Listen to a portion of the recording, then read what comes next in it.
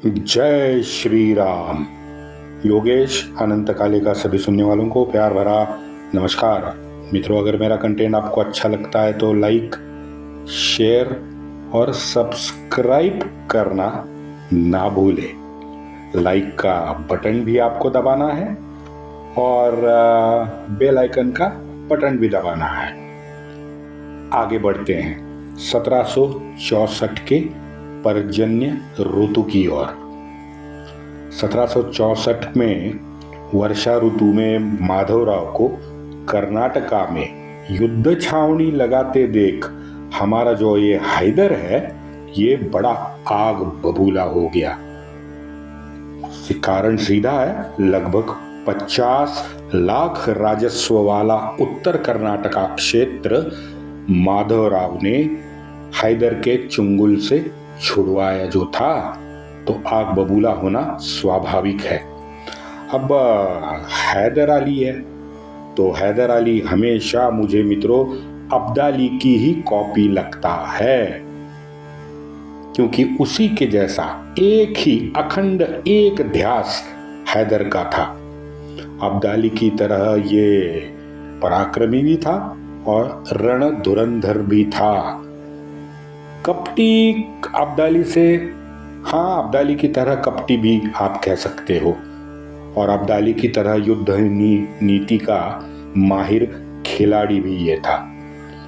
Additional Haider के पास क्या था?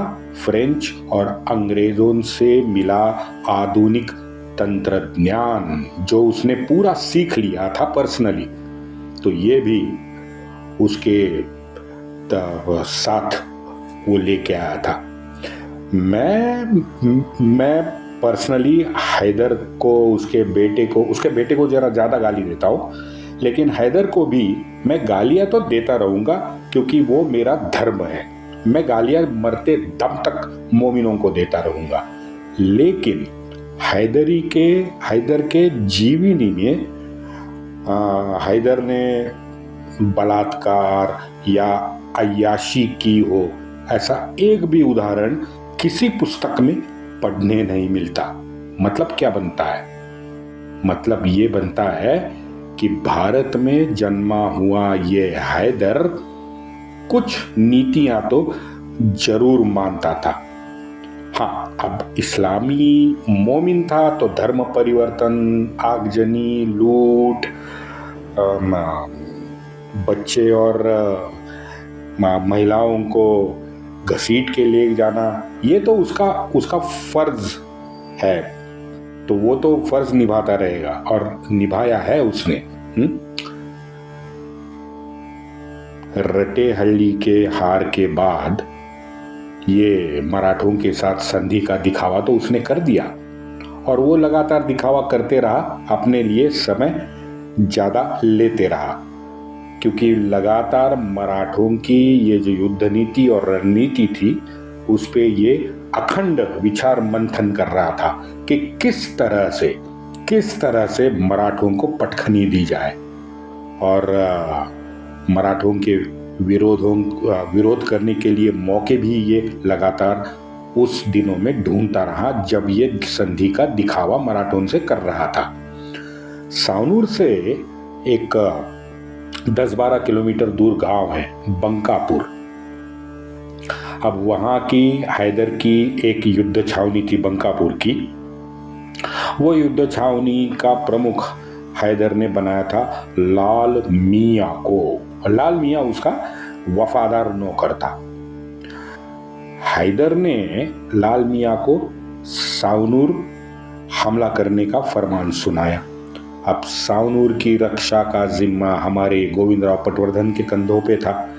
गोविंदराव ने हैदर को टालते हुए जुलाई में ही अतिरिक्त मदद की मांग माधवराव से की थी, और माधवराव ने तात्काल उसको उत्तर भी भेजा है जो उपलब्ध है।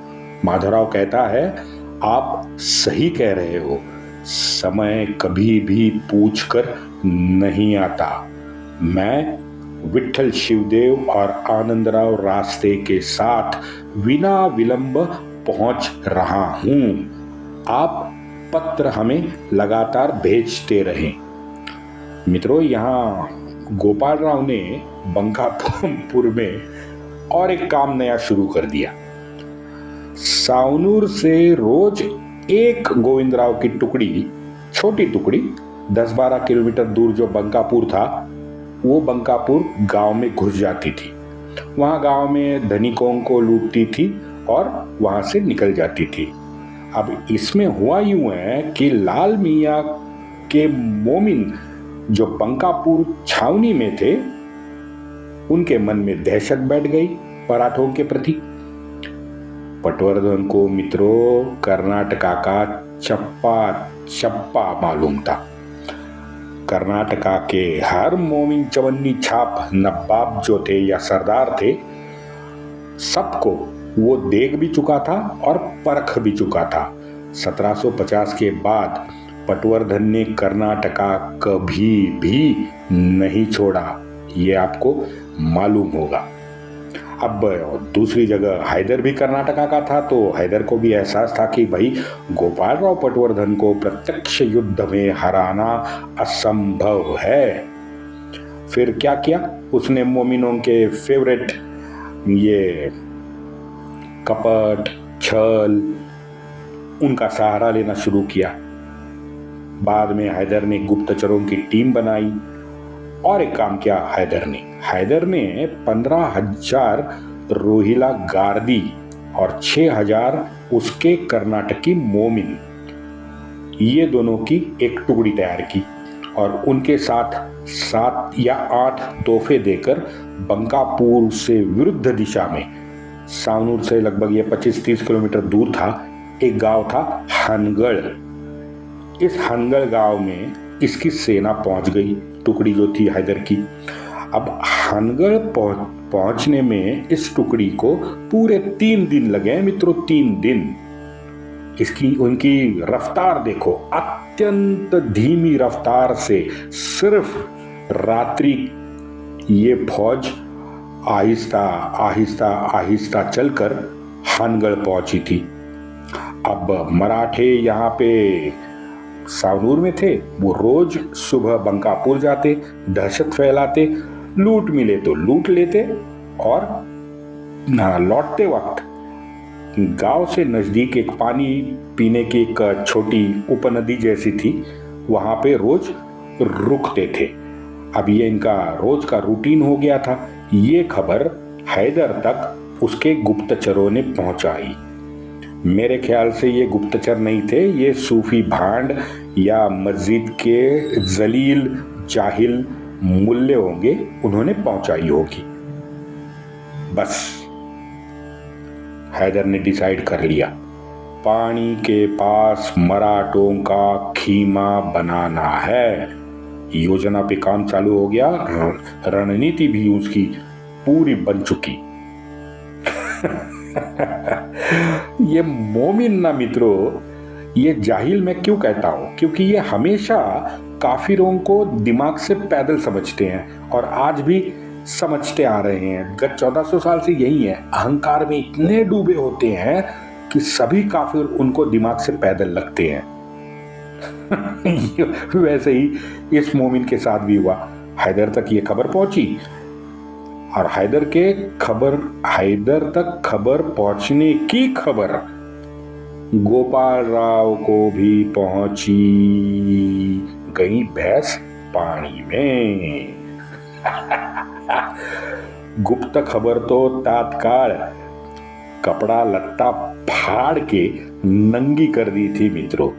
हुआ यूं कि मराठों के पानीपत तक आने का जो पानी पीने का जो समय था, वो उस दिन पूरा का पूरा निकल गया। उस दिन 2-4 घंटे पहले ही मोमिनों की टोली सुबह एकदम तड़के जंगल में, वो पानी का जो स्रोत था उसके आसपास जंगलों में छिप गई थी। ये पूरे रोहिला पठान थे, कर्नाटकी मोमिन थे और ये तोपे भी थी। वो सब जंगल में छिप गई थी पूरी। भाई सुबह तो जंगल में घुस के छिप गए, सूर्यास्त होने को आया, साला ये काफिर वहां पानी पीने नहीं आया। हैदर की मनोस्थिति जो थी वो देखने लायक हो गई। बताओ मित्रों, 20-22 हजार को चोरी छुपे उसने पहले हनगढ़ पहुंचाया, वहां से उनको विरुद्ध दिशा में बंकापुर के नजदीक के जंगलों में छुपाया। ये इतना जो काम किया उसने और इतनी जी तोड़ मेहनत की, क्योंकि भाई फायदा कुछ हुआ? बिल्कुल नहीं हुआ। कहते हैं, लिखा है, उस रात को हैदर ने रात्रि का भोजन भी नहीं किया। रात भर अपने तंबू के बाहर ये चक्कर काटते रहा चलते चलते। कितनी उद्विग्न अवस्था हुई होगी हैदर की उस दिन। भाई 1764 में आप लॉजिस्टिक के साधनों को मैं देखे, विचार करें। 22,000 के मित्रों फौज 10-20 किलोमीटर घुड़सवारी भी कर रहा, जहां मुश्किल था वहां पे इतनी बड़ी 20-22 हजार जाहिलों को ले जाना, और वो भी चोरी छुपे ले जाना, हाँ, बहुत मुश्किल था भाई। और इसीलिए यह हैदर बड़ा उद्विग्न हुआ था। वहीं सावनूर के थोड़ा सा दूर वरदा नाम की और एक उपनदी है। अब उसके किनारे पे हावरे नामक एक पोस्ट है। अब ये जो पोस्ट था, ये चौकी थी, ये मराठों की थी। अब हैदर को इज्जत तो बचानी थी कि भाई इतना बड़ा ढोल नगाड़ा पीट के वो 20-22 हजार लोगों को गया था, पैसा भी बड़ा खर्चा हुआ था, कुछ ना कुछ तो करना था। क्या करता? आप सोचिए मित्रों, अगर आप दोस्तों के वार्निंग के बावजूद, उन्होंने वार्निंग दी है आपको, लेकिन उसके बावजूद आप 500 रुपए का टिकट खरीदते हो और टिकट निकाल के उस बूढ़े भद्दे अमीर की पिक्चर देखने पीवीआर जाते हो। ठीक है, पीवीआर जाते हो, पीवीआर में जैसे थिएटर में घुसते हो, वो बंदा रोक देता है, क्योंकि अब तक सिर्फ आपको छोड़ के 5 टिकट पीवीआर वाले बेच पाए हैं।